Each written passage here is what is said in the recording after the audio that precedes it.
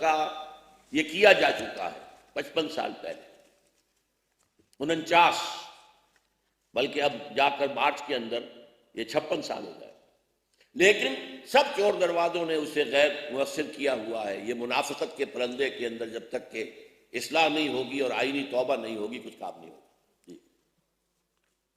اس کے لیے بڑی عوامی مہم چلانی پڑے گی، یوں ہی نہیں ہو جائے گا۔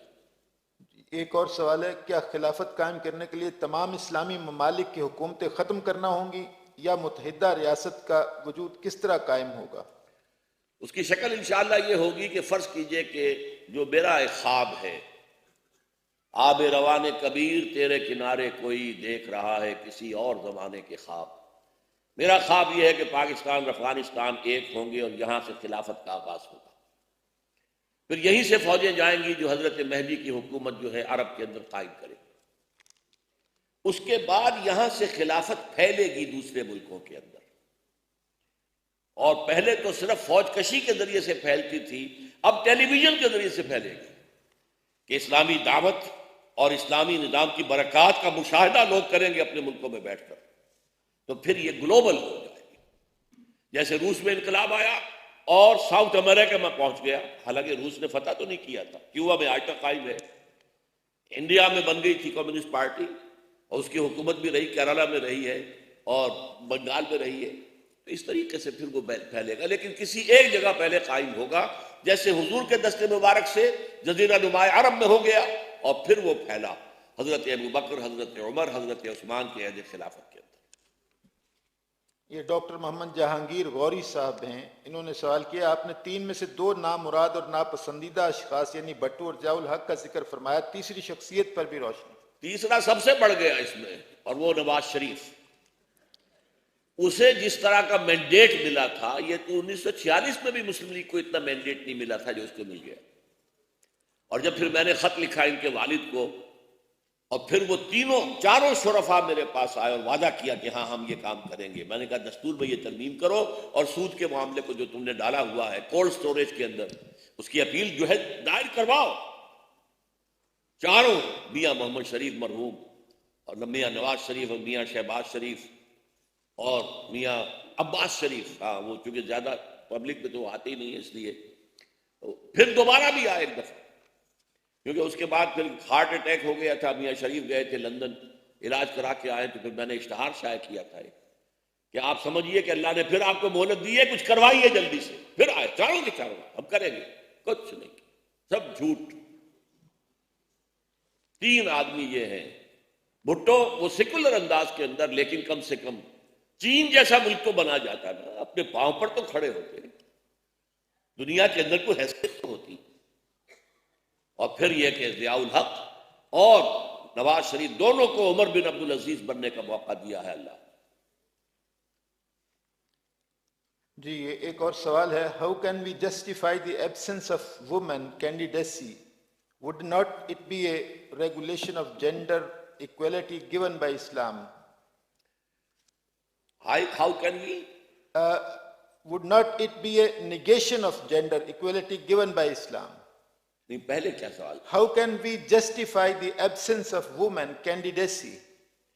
ویسے تو اللہ کا شکر ہے کہ آپ نے توجہ دلا دی، تو میرے بیان میں یہ خلا تھا، خلیفہ ہیڈ آف دی اسٹیٹ عورت نہیں ہو سکتی، یہ اجماع ہے امت کا، البتہ پارلیمنٹ کی ممبر، اور اس میں ایج کی لمٹ جو ہے ہونی چاہیے، بجائے جیسے عام مردوں کے لیے کم سے کم 40 برس، عورتوں کے لیے کم سے کم 50 برس، تاکہ وہ عمر کے اس دور میں آ جائیں جس کے لیے سورہ نور میں آیا ہے کہ اگر اس عمر میں آ کر وہ پردے کی کچھ پابندیاں اپنے اوپر سے کم بھی کر دیں تو کوئی حرج نہیں، تو وہ عمر جو ہے اس میں انہیں پارلیمنٹ میں آنے کا جو ہے موقع دیا جائے، ووٹ میں سب برابر ہوں گے۔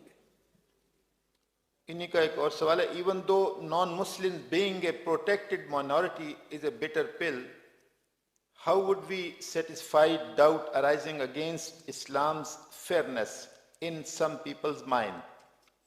لوگوں کے مائنڈ میں سے اس بات کا نکالنا خاصا مشکل ہے، اگرچہ لاجک کے حوالے سے آپ اسے ثابت کر سکتے ہیں، لیکن اصل میں یہ ثابت ہوگا کہ جب کہ اسلامی ریاست میں اور خلافت میں جو ضمنی ہوں گے ان کی صورتحال کو دیکھ کر لوگ سوچیں گے کہ یہ بہترین نظام ہے، انہیں پوری آزادی حاصل ہے یہاں، اور ان کے لیے جو تحفظات ہیں، میں تو کہتا ہوں کہ یہ اگر ہندوستان کے، مجھ سے ایک دفعہ کہا ایک صاحب نے، اقبال صاحب ہوتے تھے بہت بڑے پروفیسر پولیٹیکل سائنس کے، ایک دفعہ میں کراچی جا رہا تھا، نیو یارک، تو وہ بھی تھے، ان سے گفتگو ہوئی، وہ بعد میں یہاں آئے تھے، ایک یونیورسٹی بھی بنانا چاہتے تھے، سیکولر مزاج کے آدمی تھے، ان سے گفتگو ہوئی جب میں نے کہا کہ یہ مائنورٹیز جو ہیں پروٹیکٹڈ مائنورٹی ہوں گے نان مسلم، انہوں نے کہا کیا آپ یہی سب جو اسٹیٹس جو ہے مسلمانان ہند کے لیے قبول کرنے کو تیار ہیں؟ میں نے کہا بالکل تیار ہوں، انہیں مائنورٹی اسٹیٹس دو، ان کو پرسنل لا کی پوری آزادی دو، ان کی مساجد کی جو ہے وہ حفاظت کی ذمہ داری دو،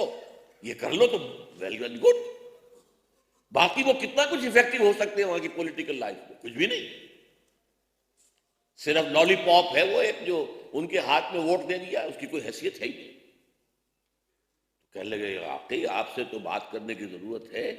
اس وقت وہ کولمبیا یونیورسٹی میں پروفیسر تھے، میں نے کہا آپ مجھ سے ملاقات جب چاہیں، میں نیو یارک میں فلاں پتے پر ہوں گا، اگر آپ رابطہ کریں تو میں خود حاضر ہو جاؤں گا۔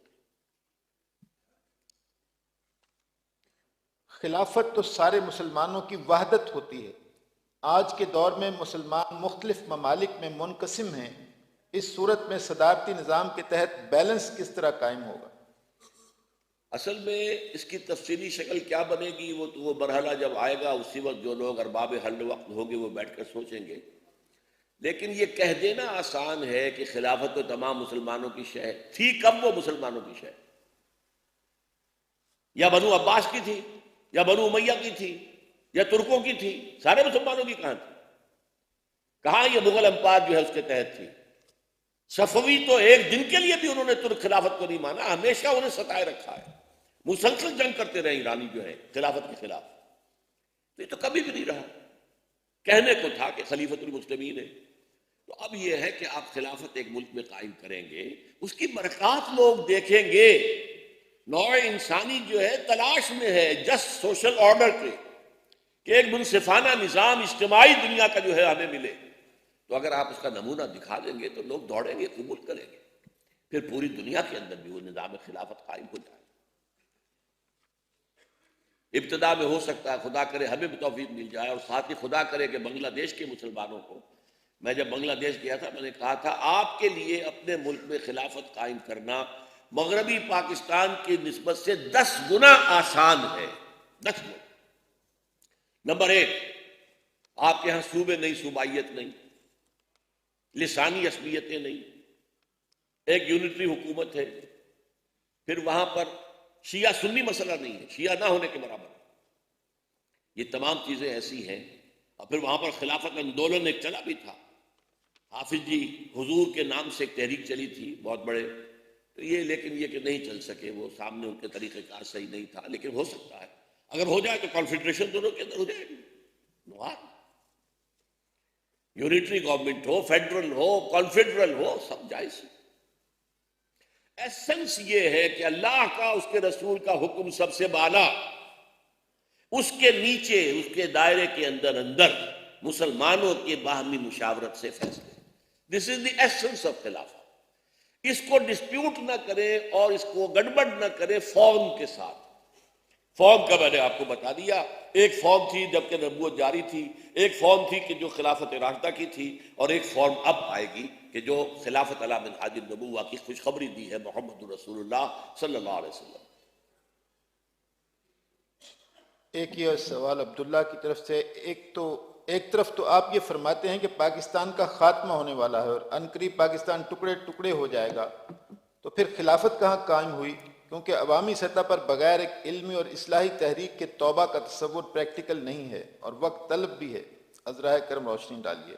دونوں چیزوں کے اندر جو تعلق ہے وہ اس کو سمجھیے کہ ایک ہے وہ حالات جو اس وقت ہمیں نظر آ رہے ہیں، ان کو نہ دیکھنا اپنی آنکھوں کو بند کر لینا ہے، سیلف ڈسیپشن، میں اس کے حوالے سے وہ بات کہہ رہا ہوں۔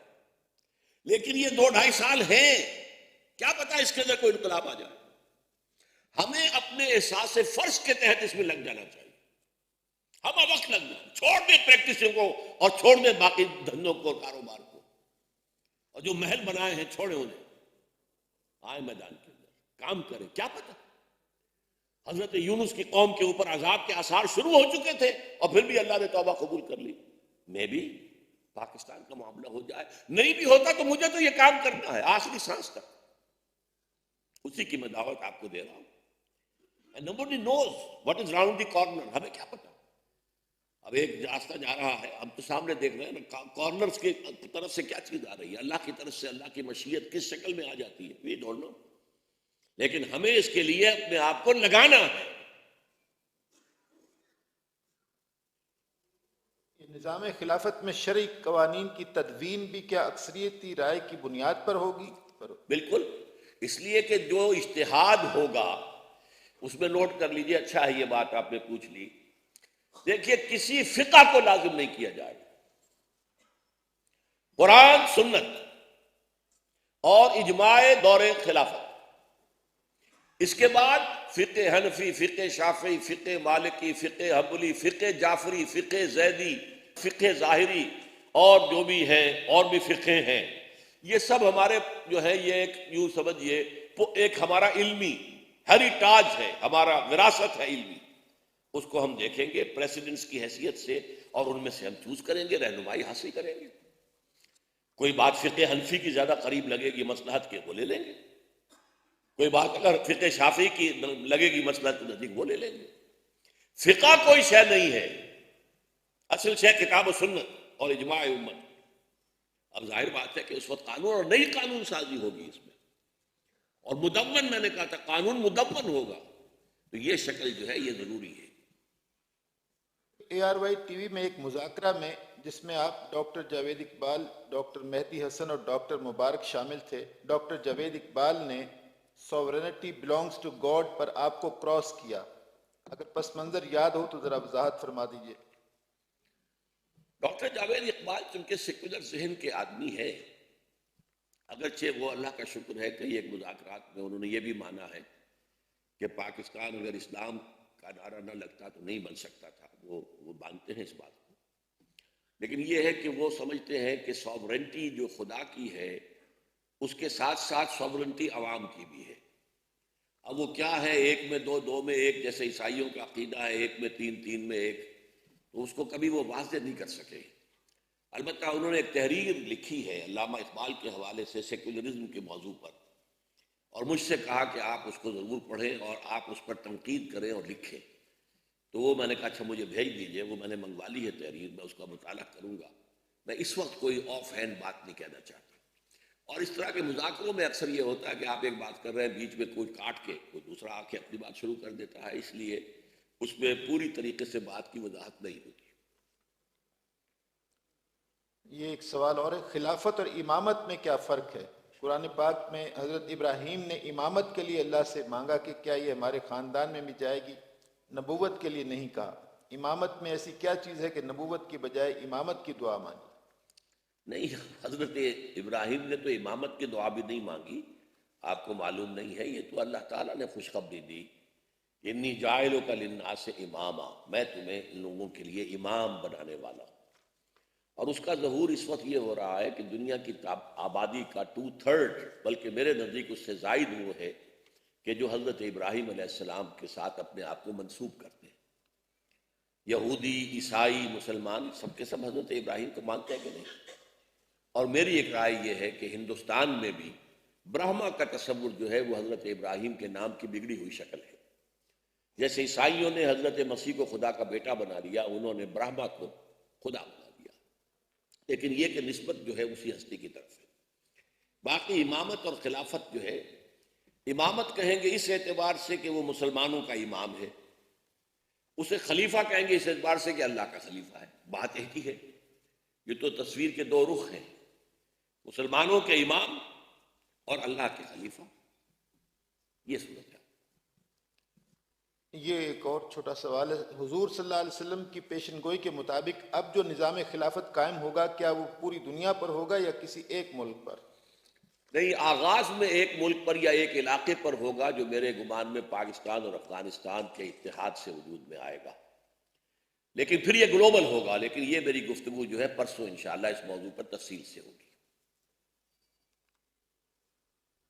ایک یہ ہے آخری سوال، آپ نے ابھی فرمایا کہ ہر خلیفہ نے بیعت لیتے وقت یہ قول دیا تھا کہ اگر میں قرآن و سنت کے مطابق رہوں تو میرا ساتھ دو ورنہ مجھے باز کرو، جبکہ حضرت عمر رضی اللہ تعالیٰ عنہ کے دور میں چوری کی سزا معاف کر دی گئی تھی. Was it according to Quran and Sunnah? اور آج کل کے دور میں وہ قرآن و سنت کے منافی نہیں تھی، انہوں نے سزا منسوخ نہیں کی تھی، بلکہ جو حالات تھے میں بھوک بے انتہا تھی، اور اس میں یہ کہ چوری کے لیے لوگوں کے لیے گویا کہ کوئی ناگزیر صورت بھی ہو سکتی تھی، اس میں معطل کیا تھا. وقتی طور پر کسی حکم کو معطل کیا جا سکتا ہے حالات کے تقاضے کے تحت، اور اس کو تمام مسلمانوں نے، تمام صحابہ نے انہوں نے تسلیم کیا، اجماع ہو گیا اس کو. الحمدللہ الذی ہدانا لہذا وما کنا لنہتدی لولا ان ہدانا اللہ. کل شکر، کل ثنا، کل تعریف اس اللہ کے لیے ہے جس نے ہمیں ہدایت عطا فرمائی، اور ہم ہرگز ہدایت یافتہ نہ ہو سکتے اگر اللہ ہی ہمیں ہدایت نہ دیتا. ربنا لا تزغ قلوبنا بعد اذ ہدیتنا وہب لنا من لدنک رحمہ انک انت الوہاب. اے اللہ، جو ہدایت تو نے عطا کی ہے، اگر آج کوئی ہماری سمجھ میں دین کی نئی بات آئی ہے اور دل نے اس کی گواہی دی ہے کہ ٹھیک ہے، تو ہمیں اس پر استقامت عطا فرما، اس کے لیے جد و جہد کرنے کی توفیق عطا فرما. اللہم وفقنا ان نقیم خلافۃ علی منہاج النبوۃ فی پاکستان اولا وفی کل العالم آخرا. اے اللہ، ہمیں ہمت دے کہ تیرے عطا کردہ اس ملک خدا داد پاکستان میں ہم پہلے اس میں اسلام کا نظام خلافت علی منہاج النبوت قائم کریں جو پھر پوری دنیا میں پھیل جائے. اللہم اغفر لنا ولآبائنا ولأمہاتنا ولجمیع المؤمنین والمؤمنات والمسلمین والمسلمات الاحیاء منہم والاموات انک سمیع مجیب الدعوات. وصلی اللہ تعالی علی خیر خلقہ محمد وآلہ واصحابہ اجمعین برحمتک یا ارحم